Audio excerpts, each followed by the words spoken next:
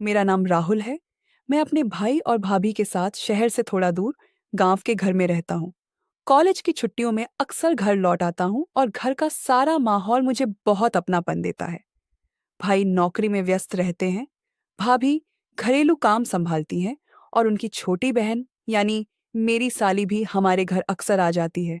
साली अभी कॉलेज में पढ़ रही है, शरारती स्वभाव की है और हमेशा मुझे चिढ़ाने का बहाना ढूंढती रहती है। कभी मेरा मोबाइल छिपा देती, कभी मेरे नोट्स उठाकर भाग जाती और मैं हर बार गुस्सा दिखाता। लेकिन मन ही मन उसकी मासूमियत और हंसी मुझे भाने लगी थी। धीरे धीरे उसकी मौजूदगी मेरे लिए बहुत मायने रखने लगी। जब भी घर में वो होती तो मुझे लगता घर में रौनक बढ़ जाती है। भाई और भाभी को तो हमारी नोक-झोंक सिर्फ हंसी मजाक लगती थी, लेकिन मेरे दिल में कहीं ना कहीं उसके लिए अलग सा एहसास बनने लगा था। गर्मियों की एक रात थी। सब लोग छत पर सो रहे थे। बिजली चली गई थी और छत पर हल्की ठंडी हवा चल रही थी। भाई और भाभी एक कोने में सो गए थे और मैं थोड़ी दूरी पर अपनी चारपाई डालकर लेटा था। तभी मैंने देखा कि साली भी वहीं पास में अपनी चादर बिछा रही है। मैंने कहा, तू यहीं क्यों सो रही है? भाभी के पास सो जा। वो हल्की मुस्कान के साथ बोली, मुझे यहाँ हवा अच्छी लग रही है, और धीरे से मेरे पास आकर लेट गई। मेरा दिल जोर जोर से धड़कने लगा। अंधेरे और खामोशी में सिर्फ उसकी सांसों की हल्की आहट सुनाई दे रही थी। मैं करवट बदलकर उसकी तरफ देखने लगा तो उसने धीरे से फुसफुसाया, राहुल भैया, नींद नहीं आ रही? मैंने धीमे से कहा, मुझे भी नहीं। और फिर हम दोनों देर तक आसमान के तारों को देखते हुए बातें करने लगे। वो कभी अपने कॉलेज के किस्से सुनाती, कभी हंसते हंसते मेरे हाथ पर थपकी मार देती। उस रात की खामोशी में उसके पास होने से जैसे मेरे अंदर तूफान उठ रहा था। एक तरफ मन डर रहा था कि कहीं भाई भाभी जाग ना जाएं, और दूसरी तरफ दिल ये चाहता था कि रात कभी खत्म ना हो। उसकी नज़दीकी ने मेरे अंदर छिपे जज्बातों को और भी गहरा कर दिया, और उस रात के बाद से हमारे रिश्ते का रंग बदल गया। अब हम पहले जैसे नहीं रहे। अब हमारी हर नज़र, हर मुस्कान, हर मुलाकात में एक नया राज छुपा रहने लगा। वो रात मेरे लिए जिंदगी की सबसे अनोखी रात बन गई, क्योंकि उस रात साली पहली बार मेरे बिल्कुल पास आकर लेटी थी। उस रात के बाद से मेरे और साली के बीच का रिश्ता बदल गया था। पहले तो हम सिर्फ मजाक छेड़खानी तक ही सीमित रहते थे, लेकिन अब जब भी वो मेरे पास आती तो उसकी आंखों में मुझे कुछ और नजर आने लगा था, और शायद मेरी आंखों में भी। भाई सुबह जल्दी जल्दी ऑफिस चले जाते और भाभी घर के कामों में लग जाती। ऐसे में मैं और साली अक्सर अकेले रह जाते। वो कभी किताब लेकर आती और कहती, राहुल भैया, मुझे समझा दो। तो कभी मोबाइल पर गाने सुनते हुए मेरे पास बैठ जाती। मैं जानता था कि उसका मेरे पास यूं आना कोई साधारण बात नहीं है, लेकिन फिर भी मैं अपने मन को समझाता रहा कि शायद मैं ही ज्यादा सोच रहा हूं। लेकिन कई बार ऐसा हुआ कि जब मैं कमरे में पढ़ाई कर रहा होता तो वो चुपके से आकर पीछे बैठ जाती और बालों की छोटी खोलकर कहती, मेरे बाल बना दो ना। और जब मैं उसके बालों को छूता तो दिल की धड़कन और तेज हो जाती। एक दिन तो हद ही हो गई। भाभी बाजार गई हुई थी और भाई शहर से बाहर मीटिंग में थे। घर पर सिर्फ मैं और साली थे। मैं ड्राइंग रूम में लेटा हुआ था और टीवी चला रखा था। अचानक वो आई और मेरे पास बैठकर बोली, राहुल भैया, आज तो घर सुनसान लग रहा है। मैंने हंसते हुए कहा, क्यों, डर लग रहा है क्या? स्पार्क। तो उसने मेरे हाथ को हल्के से पकड़कर कहा, थोड़ा थोड़ा। उस स्पर्श ने मेरे शरीर में जैसे बिजली दौड़ा दी। मैं चौंका, लेकिन उसने अपना हाथ नहीं छोड़ा, बल्कि मेरे और करीब आकर सिर मेरे कंधे पर रख दिया। उस पल मुझे समझ नहीं आया कि क्या करूं, लेकिन उसकी मासूमियत और अपनापन ऐसा था कि मैंने भी उसे पास आने दिया। हम दोनों देर तक वहीं बैठे रहे। टीवी पर कोई फिल्म चल रही थी, लेकिन हमारी निगाहें सिर्फ एक दूसरे पर टिकी थीं। उस दिन पहली बार मुझे एहसास हुआ कि ये रिश्ता अब सिर्फ जीजा साली तक सीमित नहीं रहा। इसमें कुछ और गहराई आ चुकी है। रात को जब सब लोग छत पर सो रहे थे तो फिर वही हुआ। भाई और भाभी सो गए और साली फिर धीरे धीरे मेरी चारपाई पर आकर लेट गई। उसने धीमे से कहा, राहुल, मुझे नींद नहीं आ रही। मैंने कहा, क्यों? कानो कंपोनेंट प्लेसमेंट? तो बोली, पता नहीं, बस मन बेचैन है। उसकी बातें सुनकर मुझे लगा कि वो भी वही महसूस कर रही है जो मैं कर रहा हूं। मैं उसके बहुत करीब था।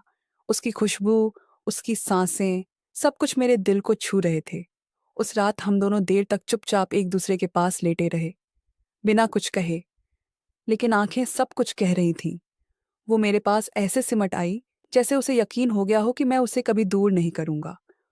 और सच कहूं तो मेरे दिल को भी उसी पल ये यकीन हो गया कि ये रिश्ता अब जिंदगी भर मेरे साथ रहेगा। और अब तक मैं ये समझ चुका था कि मेरी साली सिर्फ मजाक में या अकेलेपन के कारण मेरे पास नहीं आती, बल्कि उसके दिल में भी मेरे लिए वही खिंचाव है जो मेरे दिल में उसके लिए है। उस रात जब वो छत पर मेरे पास लेट गई थी, उसके बाद से हमारी नज़दीकियां और बढ़ गईं। अब जब भी भाई ऑफिस चले जाते और भाभी बाजार, तो घर का पूरा सन्नाटा हमारे बीच एक अलग ही एहसास भर देता था। साली कभी रसोई में काम करते करते मुझे आवाज देती, राहुल जरा ये मिर्च पकड़ा दो। और जब मैं पास जाता तो वो जानबूझकर मेरा हाथ छू लेती, फिर मुस्कुराती और भाग जाती। कई बार ऐसा भी हुआ कि जब मैं कमरे में लेटा होता तो वो आकर धीरे से पंखा बंद कर देती और कहती, इतनी ठंडी हवा में कैसे सो रहे हो। इस पली असिस्टेंट, जो धीरे धीरे मेरे दिल की दीवारें तोड़ रहा था। एक दिन भाभी मायके चली गईं और भाई देर रात तक ऑफिस में थे। घर पर मैं और साली ही थे। शाम को वो मेरे पास आकर बैठी और बोली, राहुल, तुम्हें पता है मुझे बचपन से सबसे ज्यादा अच्छा लगता था जब कोई मुझे समझे, मुझे सुने। मैंने उसकी आंखों में देखा और कहा, तो अब से तुम्हें कभी ये महसूस नहीं होगा कि तुम्हें कोई नहीं समझता। वो कुछ पल तक मुझे देखती रही, फिर मुस्कुराई और धीरे से बोली, पता है राहुल, जब मैं तुम्हारे पास होती हूं तो मुझे बहुत सुकून मिलता है। उसकी ये बात सुनकर मेरा दिल और तेज धड़कने लगा। उस रात जब सब सो गए तो फिर वही हुआ। साली धीरे से मेरे पास आकर लेट गई, लेकिन इस बार उसकी आंखों में सिर्फ शरारत नहीं थी, उसमें एक गहराई थी, जैसे वो मुझे अपने मन की सारी बातें कह देना चाहती हो।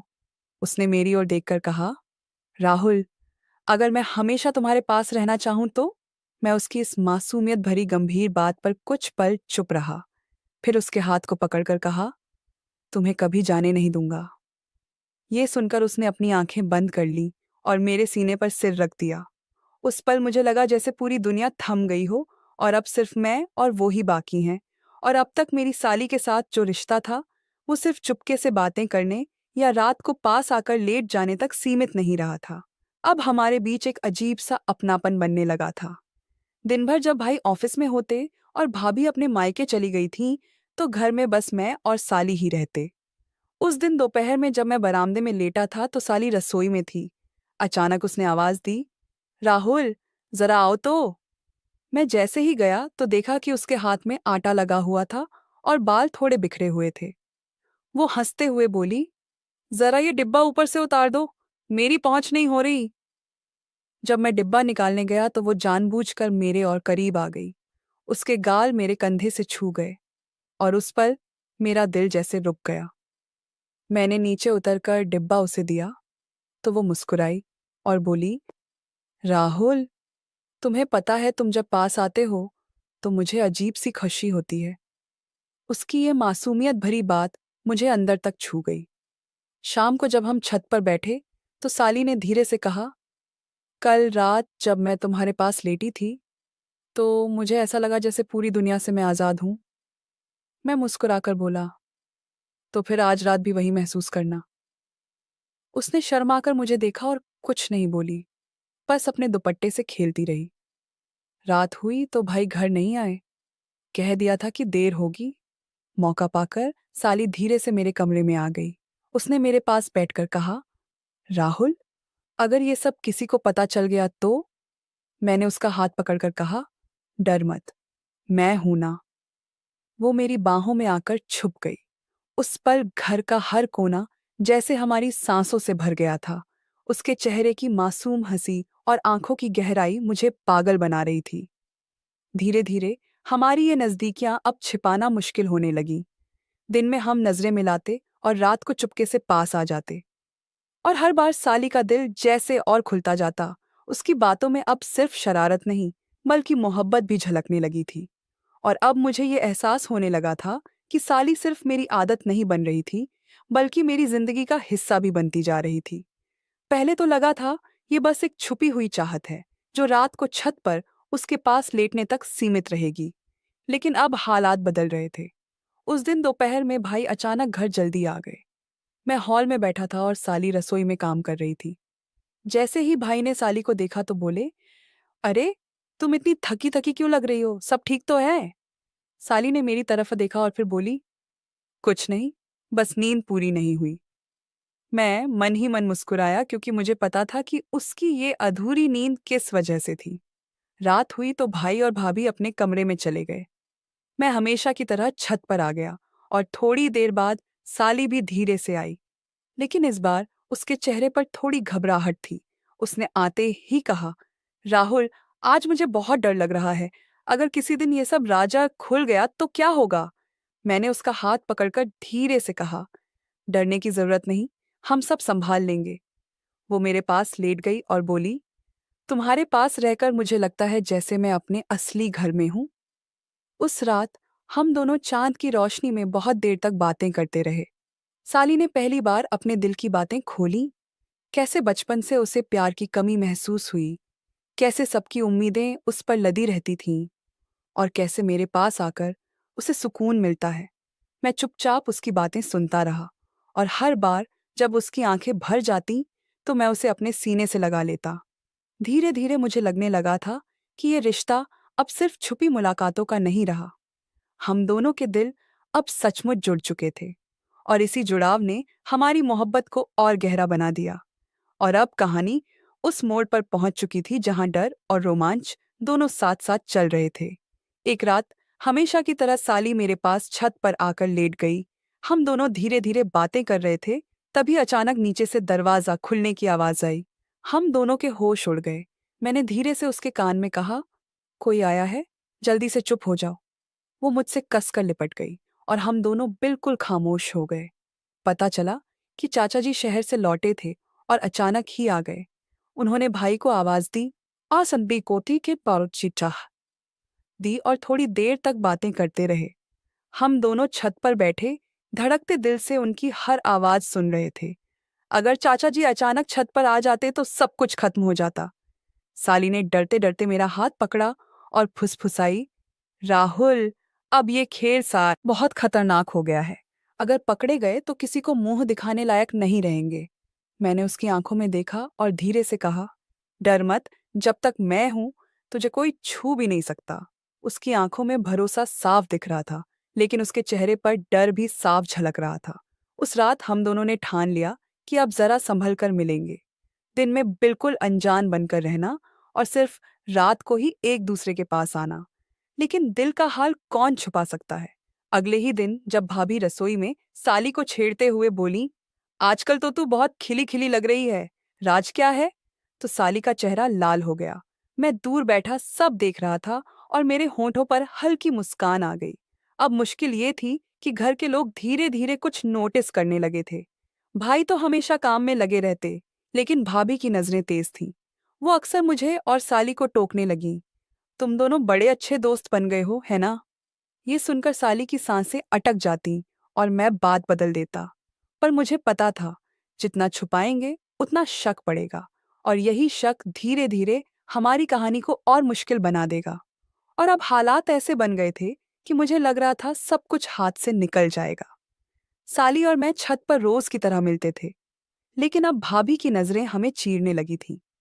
वो हर वक्त हमें ताड़ती रहती, कभी मुंह पर मुस्कान होती तो कभी सवाल से भरी नजर। एक रात की बात है, मैं और साली छत पर लेटे हुए चुपचाप बातें कर रहे थे। हवा बहुत ठंडी थी और चांद पूरा आसमान पर फैला हुआ था। साली मेरे सीने से लगी हुई धीरे धीरे मेरी धड़कन सुन रही थी। तभी मुझे लगा जैसे नीचे आंगन में कोई आहट हुई है। मैंने झट से उसे अलग किया और दीवार से झांक कर देखने लगा। नीचे भाभी खड़ी थी। हाथ में पानी का लोटा था, लेकिन उनकी आंखें ऊपर ही टिकी थीं। ऐसा लग रहा था जैसे वो कुछ खोज रही हों। मैंने तुरंत साली को खामोश रहने का इशारा किया। हम दोनों के दिल जोर जोर से धड़क रहे थे। थोड़ी देर बाद भाभी ऊपर आने लगी। मेरे तो होश उड़ गए। मैंने साली का हाथ पकड़कर उसे छुपा दिया और खुद ऐसे लेट गया जैसे सो रहा हूं। भाभी धीरे धीरे सीढ़ियां चढ़कर छत पर आईं। चारों तरफ देखा और फिर मेरे पास आकर खड़ी हो गईं। राहुल, उन्होंने धीमी आवाज में पुकारा। मैंने आंखें मलते हुए कहा, क्या हुआ भाभी, इतनी रात को? भाभी ने घूरते हुए कहा, तुम जाग रहे थे क्या? मैंने तुरंत जवाब दिया, नहीं भाभी, नींद में था। कोई आहट हुई तो आंख खुल गई। भाभी कुछ कुछ देर तक मुझे देखती रहीं, जैसे मेरे चेहरे से सच पढ़ लेना चाहती हूँ। फिर अचानक मुस्कुराईं और बोलीं, ठीक है, सो जाओ। बस इतना ध्यान रखना, छत पर हवा बहुत तेज है, कहीं सर्दी न लग जाए। उनके जाने के बाद साली धीरे से मेरे पास आ गई और कांपते हुए बोली, राहुल, मुझे तो लगा हम पकड़े गए। मैंने उसके होंठों पर उंगली रखकर कहा, डर मत, अभी तक सब ठीक है, लेकिन अब हमें और सावधान रहना होगा। लेकिन मेरे दिल को कहीं न कहीं लग रहा था, भाभी ने कुछ तो देख लिया है और अब वो आसानी से हमें छोड़ने वाली नहीं है। और अब मुझे एहसास हो गया था कि मैंने जिस रास्ते पर कदम रखा, वो न तो मेरे लिए सही था और न ही साली के लिए। भाभी के शक ने मुझे भीतर तक हिला दिया था। मैं बार-बार सोच रहा था, अगर सच सामने आ गया तो भाई की इज्जत, घर की इज्जत और हमारे रिश्ते सब तबाह हो जाएंगे। साली भी अब डरने लगी थी। उसकी आंखों में पहले वाली शरारत नहीं थी, बल्कि एक अजीब सी बेचैनी थी। एक रात उसने खुद कहा, राहुल, अब हमें ये सब बंद करना होगा। ये सब अच्छा तो लगता है, पर सही नहीं है। अगर भाभी ने बता दिया तो सब कुछ बर्बाद हो जाएगा। उसकी ये बातें सुनकर मैं चुप रह गया। सच यही था कि जितनी लकीरें हमने पार कर दी थीं, उससे आगे बढ़ना केवल मुसीबत लाता। आखिरकार हमने तय किया कि अब छत पर मिलने का सिलसिला बंद होगा। मैं अपने कमरे में ही सोया करने लगा और साली अपनी भाभी के साथ। भाभी का शक धीरे धीरे कम होता गया और घर फिर से वैसे ही चलने लगा जैसे पहले चलता था। लेकिन मेरे दिल के किसी कोने में वो रातें, वो फुसफुसाहटें और वो अनकहे एहसास हमेशा के लिए कैद हो गए। हाँ, मैंने उस रिश्ते को वहीं रोक दिया, लेकिन उसकी यादें आज भी जब भी मैं अकेले छत पर जाता हूँ, ठंडी हवा के झोंकों के साथ मुझे छू जाती हैं।